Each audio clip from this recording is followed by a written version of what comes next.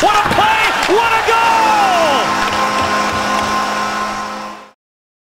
네, 안녕하세요. 아이스하키 읽어주는 남자입니다. 현재 NHL은 올스타 브레이크가 아닌 포 네이션스 국제대회 경기 브레이크가 한 2주 정도 진행되고 있고, 오늘 캐나다와 이제 스웨덴의 개막전이 있었습니다. 이 대회는 총 7경기가 열리고요. 그냥 4개 팀들이 한 번씩 돌아가면서 뛰고 이제 최고 승점을 얻은 두 팀이 결승을 하는, 그런 어떻게 보면 간소화되어 있는 시스템으로 진행을 하고 있습니다.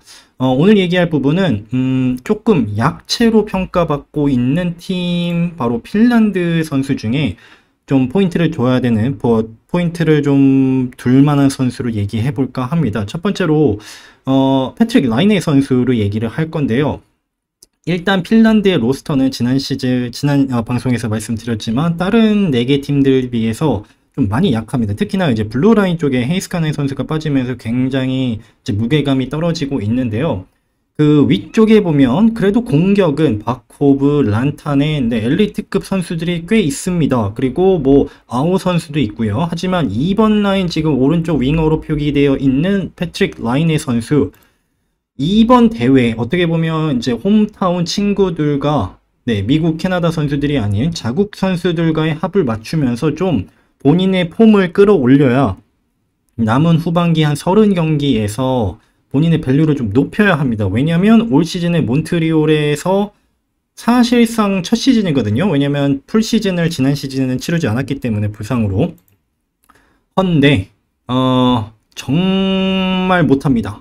패트릭 라이네 선수의 네임밸류 1라운드 픽 받는 연봉을 생각하면은 라이네 선수를 보면은 포텐으로만 NHL에서 살아남기는 힘들다라는 거를 여실히 보여주고 있습니다. 그러니까 포텐만 터지면 뭐 80포인트 이상급 선수가 될 수 있습니다만, 올 시즌 이제 레이팅을 보시면은 뭐 사실 탑 레벨이라고, 뭐 어떻게 보면 탑 6 레벨이라고 하기에는 좀 그렇고요. 특히나 수비가 너무 안 좋고 본인의 움직임이 너무 협소하고 딱 하나, 샷. 올 시즌에 지금 28경기에서 12골을 넣고 있는데 샷의 정확도나 골 넣는 순도, 요거 빼고는 전혀 툴이 없다, 이렇게 볼 수 있습니다. 28경기에서 18개의 포인트를 올 시즌에 찍고 있는데, 여기 나와 있다시피 2016년도에 위니페그에서 1라운드 픽, 전체 2번 픽이었습니다.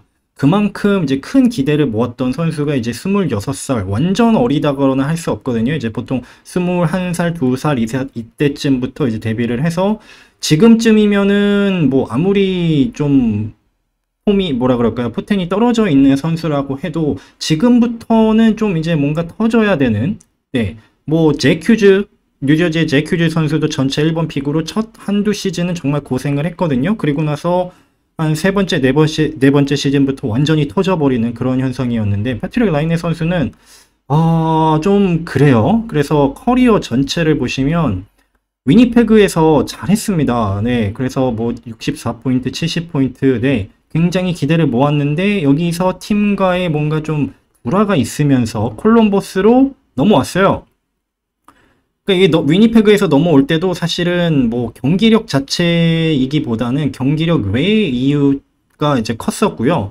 콜럼버스로 넘어와서 좀 불안하다가 2021-22, 22-23 시즌 어느 정도 해줬습니다. 하지만 그 이후로 조금 버벅이면서 또 이제 2023년, 24년에는 이제 부상도 있었고요. 그래서 몬트리올에서 이제 영입을 해서 올 시즌이 첫 시즌을 치르고 있는데, 아까도 보였듯이 레이팅에서 득점의 순도 뭐 요 정도 말고는 팀 전력에 큰 기대가 되지 않고 있습니다. 마이너스 11을 찍고 있고, 특히나 이제 이 올스타 브레이크가 아닌 포 네이션스 브레이크 들어가기 전에 경기들을 보시면은 포인트가 없습니다. 지금 몇 경기째 포인트가 없냐면 하나, 둘, 거의 9경기째, 거의 10경기에서 1포인트?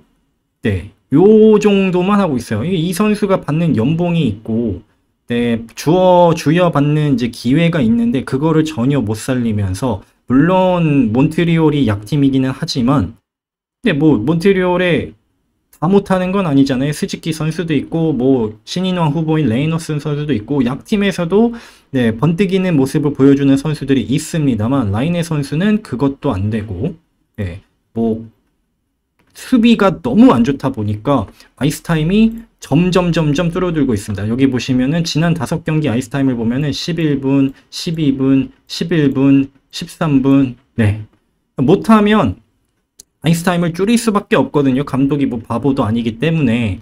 그러니까 본인이 애초에 가졌던 그 포텐셜이 전혀 나오고 있지 않습니다.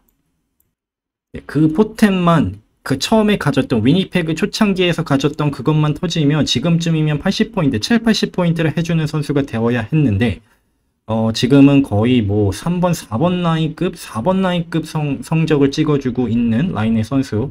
과연 이 핀란드 팀에 들어가서 국가대표팀에 들어가서 뭐 이제 고향 팀이고 네, 고향에서 온 선수들이랑 이제 본인의 언어로 이제 말을 하면서 뭔가 좀 그래도 분위기가 NHL 팀에서 받는 압박보다는 좀 덜 할 거 아니에요. 뭔가 좀 친근함도 느낄 거고. 그래서 몬트리올 입장에서는 이 라인의 선수가 이 토너먼트에서 그래도 어느 정도 경기력을 보여줄지가 어떻게 보면 좀 포인트라고 볼 수 있습니다. 어쨌든 몬트리올은 라인의 선수를 지금 포텐이 터질 거다. 네, 리빌딩이 완성되는 하나의 포인트로 지금 데리고 왔는데 올 시즌에 그 기대감만큼은 나오고 있지 않습니다.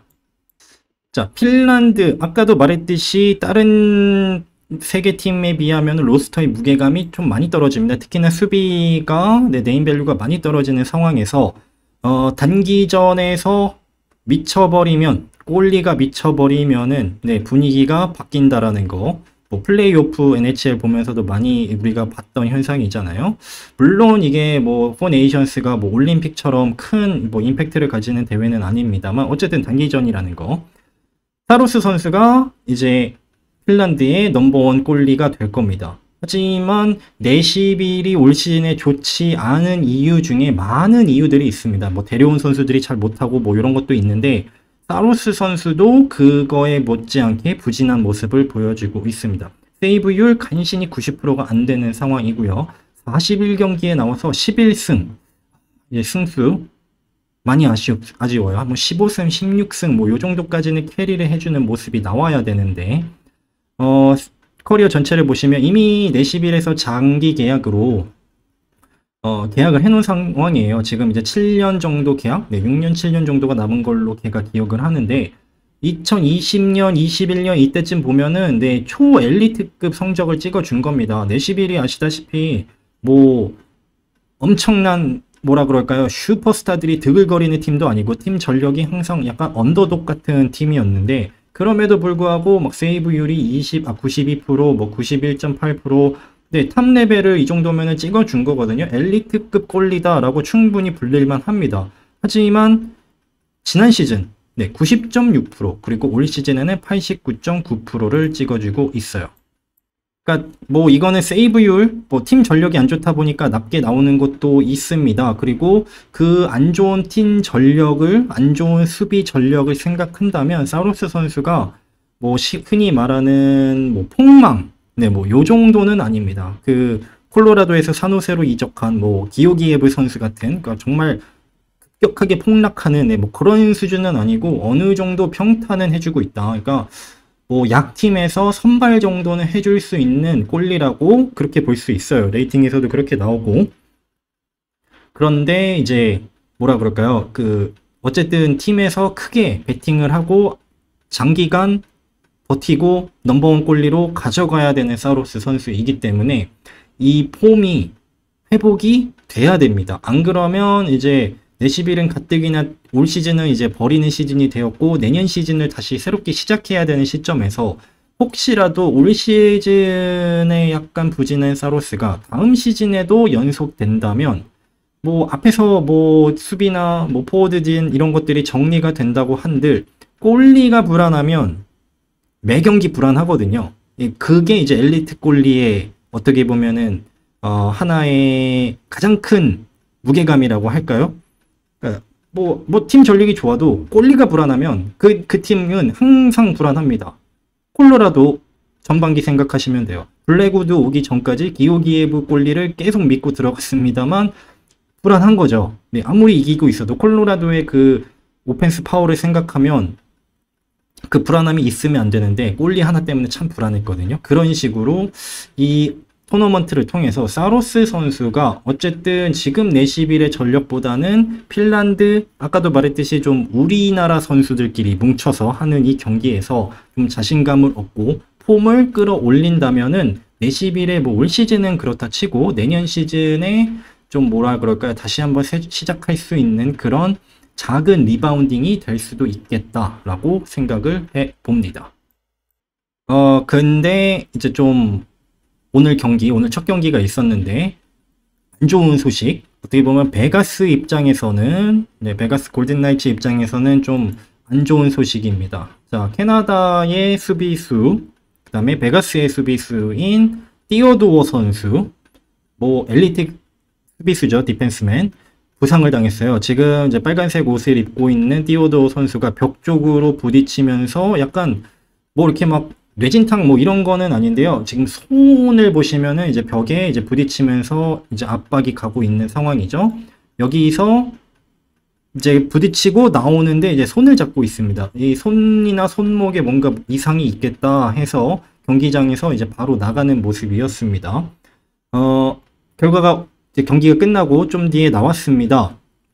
부상으로 이 대회는 여기서 마감입니다. 띠오도어 선수가. 근데 이게 뭐 지금 이제 오늘 부상을 당해서 이제 테스트를 해봐야겠죠? 뭐 엑스레이를 찍든 뭐 자세하게 봐야 되는 거는 오늘 내일 볼 것 같은데 이게 얼마나 걸리는 부상인지는 지금 모릅니다. 그러니까 손목이 뭐 늘어난 건지 손목이 부서진 건지 손목뼈가 이게 지금 정확하지는 않아요. 그래서 몇 주짜리인지 뭐 1, 2주짜리인지 한 달짜리인지 뭐 시즌 아웃인지 정확하게 나오지가 않았습니다. 그러니까 일단은 캐나다는 뭐 로스터가 딥하기 때문에 이 대회에 뭐 크게 뭐 엄청난 영향이 있다라고 할 수는 없겠지만 베가스는 역시나 플레이오프를 노리는 상황에서 팀의 어떻게 보면 넘버원 디펜스맨인 띠오도어 선수가 국제대회 나가서 첫 경기만에 2피리어드네요. 2피리어드에 이제 부상으로 나가는 모습, 베가스 입장에서는 그리 달갑지 않은 모습이었습니다.